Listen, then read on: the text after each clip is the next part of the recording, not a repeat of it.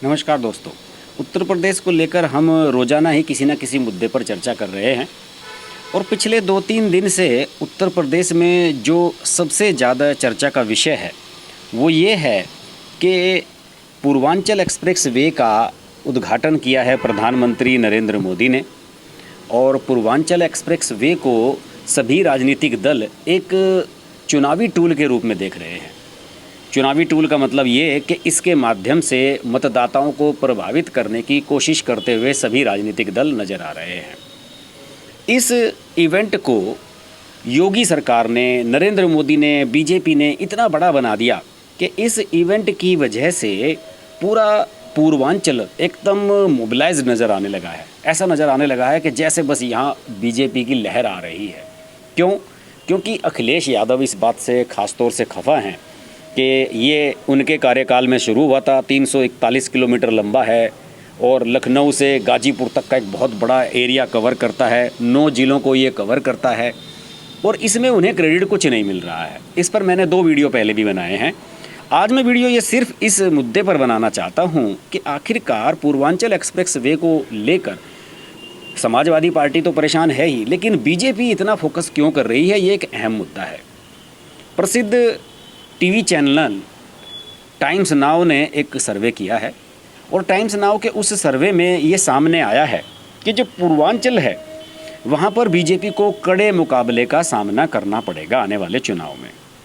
उस सर्वे में पश्चिमांचल यानी कि पश्चिमी उत्तर प्रदेश और पूर्वांचल, इन 2 इलाकों में कहा गया है कि यहाँ बीजेपी को समाजवादी पार्टी से टफ कंपटीशन मिलने जा रहा है। और जो आंकड़े हैं उसके हिसाब से इसमें ये बताया गया है कि पूर्वांचल में 39% वोट बीजेपी को मिलेंगे जबकि 36% वोट समाजवादी पार्टी को मिलेंगे, यानी कि बहुत ज़्यादा क्लोज फाइट होगी। और इसमें सीटों के हिसाब से पूर्वांचल की जो 92 सीटें हैं उसमें से 47 से 50 सीटें तो दी गई हैं बीजेपी को, जबकि समाजवादी पार्टी को 31 से 35 सीटें इस सर्वे में दी जाने की बात कही जा रही है। देखिए, अब जबकि ये माना जा रहा है कि समाजवादी पार्टी कहीं भी बीजेपी के सामने स्टैंड नहीं कर रही है उत्तर प्रदेश के विधानसभा चुनावों को लेकर, तो उसके बावजूद भी यहाँ ये बताया जा रहा है कि यहाँ पर समाजवादी पार्टी की 30 से 35 सीटें आ सकती हैं। तो आप समझ सकते हैं कि ये बात बीजेपी के जो आला कमान के लोग हैं वो भी समझ रहे हैं कि पूर्वांचल कितना इम्पोर्टेंट है, ख़ास तौर से समाजवादी पार्टी को पीछे छोड़ने के लिए, क्योंकि वो जानते हैं कि समाजवादी पार्टी ही उनके मुकाबले में रहने वाली है और समाजवादी पार्टी को अगर वो पीछे नहीं छोड़ते हैं तो फिर उनके सामने दिक्कत हो सकती है। दूसरे, पूर्वांचल को गढ़ माना जाता रहा है समाजवादी पार्टी का, और इसीलिए कि आज भी जबकि इतनी ख़राब पोजीशन में, जबकि 100-125 के करीब सीटें ही समाजवादी पार्टी को तमाम ओपिनियन पोल दे रहे हैं, उनमें से भी 31 से 35 सीटें उसे पूर्वांचल में ही मिल रही हैं सर्वे के अनुसार, जो भी हाल ही में सर्वे आया है टाइम्स नाउ का।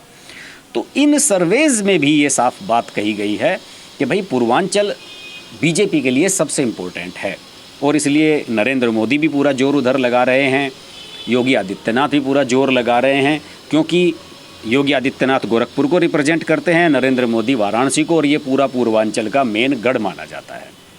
इस पूर्वांचल एक्सप्रेस वे के इवेंट को इतना बड़ा बनाया कि यहाँ पर वायुसेना के जो विमान हैं वो उतारे गए, इस पर नरेंद्र मोदी खुद पहुँचे, भारी लाव लश्कर के साथ पहुँचे थे। और देखिए इसकी सबसे ख़ास बात क्या है, अखबारों में ये देखिए, मैं कुछ अखबार लेकर आज के देख रहा था, अखबारों में देखिए कि इसमें ये पूरा एक सेंटर स्प्रेड विज्ञापन आज छापा गया है। ये देखिए आप, ये सेंटर स्प्रेड विज्ञापन है जिसे कहते हैं कि लगभग ये 2 पेज का बीच का एक विज्ञापन है। और इस विज्ञापन में इस एक्सप्रेस वे के क्या फ़ायदे हैं ये बताने की कोशिश की गई है। और ये जो विज्ञापन छपा है, ये विज्ञापन 2 दिन से छप रहा है। देखिए, कल चूँकि इवेंट था 16 नवंबर को, तो उस दिन भी सारे अखबारों में ये छपा, लेकिन जिन अखबारों को ये विज्ञापन कल नहीं मिल पाया उन्हें आज दिया गया है। और मैं आज जो दिखा रहा हूँ आपको, ये 17 नवंबर का अखबार है, जबकि इवेंट कल हो चुका है।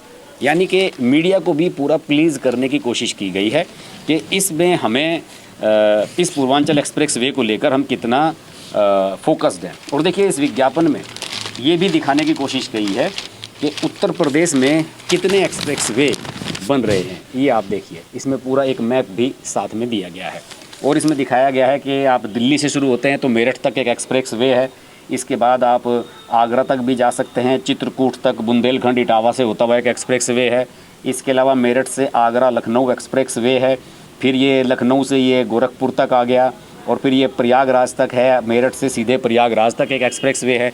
इन सब को इस मैप में क्लियर करने की कोशिश की गई है और इसमें ये समझाने की भी कोशिश की गई है कि ये एक्सप्रेस वे बीजेपी के कितने बड़े एजेंडे पर हैं और बीजेपी इन्हें लेकर कितना फोकस कर रही है और कितना इन पर रिलाय कर रही है।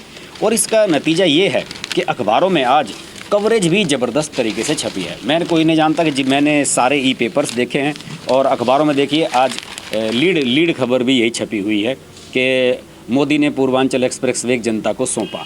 तो यानी कि ये सब इतना मैनेज किया जा रहा है और ये दिखाने की कोशिश की जा रही है कि पूर्वांचल को लेकर बीजेपी कितना फोकस कर रही है और अखबारों ने कवरेज भी तगड़ी दी है। ये देखिए, पहले पेज पर लीड खबर छापने के अलावा ये देखिए पूरा एक पेज का कवरेज इसको दिया गया है और इसमें फ़ायदे बताए गए हैं कि पूर्वांचल एक्सप्रेस वे के फ़ायदे कितने हैं। अब ये देखिए, इसमें ये कहा गया है कि नरेंद्र मोदी की खबर छापी गई है, लीड खबर, और इसमें पूरा घटनाक्रम दिया गया है कि 12:30 बजे मोदी पहुँचे और ये सब घटनाएं हुई। हरक्यूलिस विमान पट्टी पर उतरा, प्रधानमंत्री हरक्यूलिस विमान से हवाई पट्टी पर उतरे, फिर वो उन्होंने निरीक्षण किया वहाँ का, पूरी खबर छापी गई है। ये भी इसमें बताया गया है कि यूपी में रोज़गार के अवसर इससे खुलेंगे। भोजपुरी में मोदी ने अपना भाषण शुरू किया और सुल्तानपुर के विंग कमांडर ने ये सुखोई उतारा। विंग कमांडर सूर्य प्रताप सिंह का खबर भी छापी गई है कि जो सुल्तानपुर में ही ये मेन इवेंट हो रहा था जहाँ पर नरेंद्र मोदी पहुँचे हुए थे। तमाम तरह की तस्वीरें हैं और इसमें उत्तर प्रदेश सरकार की ओर से एक न्यूज़ भी छापी गई है कि देश में एक्सप्रेस वे का हब बन चुका है उत्तर प्रदेश। इतने सारे एक्सप्रेस वे बन चुके हैं, होटल रेस्टोरेंट इंडस्ट्री को इससे बढ़ावा मिलेगा और विमानों का एयर शो आयोजित किया गया, ये खबर भी प्रमुखता से छापी गई है।